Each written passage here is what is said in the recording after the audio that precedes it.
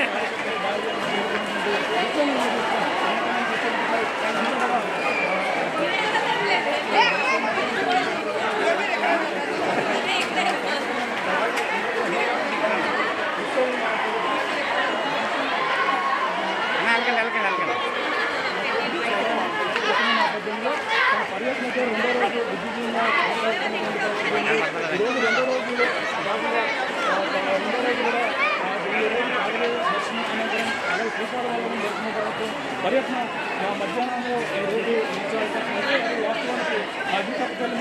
మండలంలో ఉన్నటువంటి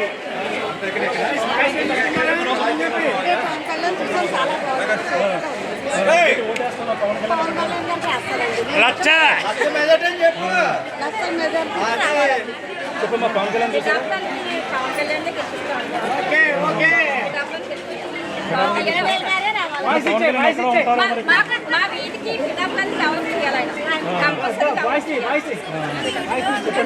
పవన్ కళ్యాణ్ ఇక్కడ పూజ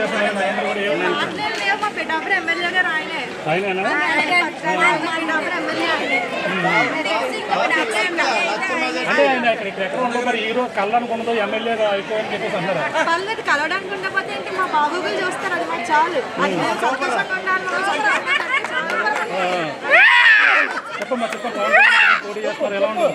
చాలా సంతోషంగా ఉంది. ఆయన ఖచ్చితంగా ఎమ్మెల్యే అయితే అవుతారు, అదైతే ఫిక్స్ 100%. అదే అనుకుంటాను, అదే అవుతారు. ఆయన ఇక్కడ వస్తే చాలా డెవలప్మెంట్ అవుతుంది.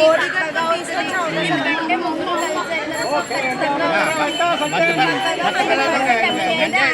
చాలా అందంగా ఉన్నారు.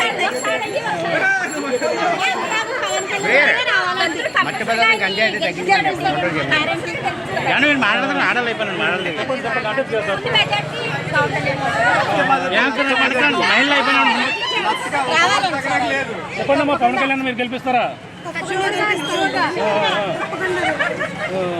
చెప్పండి బీజేపీ వాయిస్ కూడా తీసుకోండి. చెప్పండి అంటే అతను లోకల్ గా ఉండరు, అతను ఓడిస్తాను వైసీపీ పక్కన చెప్తాను.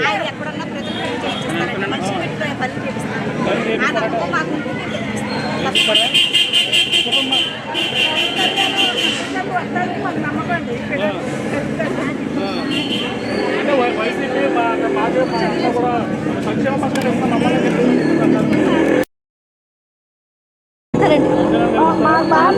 పవన్ కళ్యాణ్ గెలుస్తాడని బాగా నమ్మకం అండి మాకు.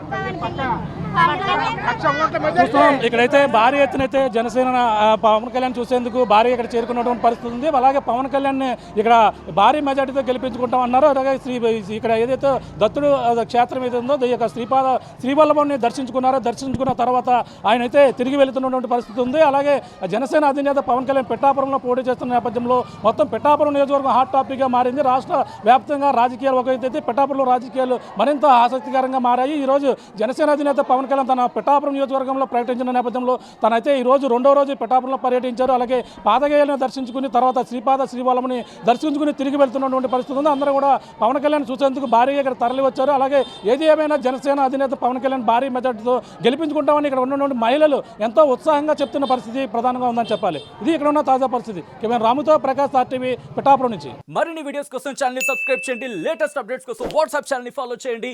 అండ్ లింక్ డిస్క్రిప్షన్ లో ఉంది.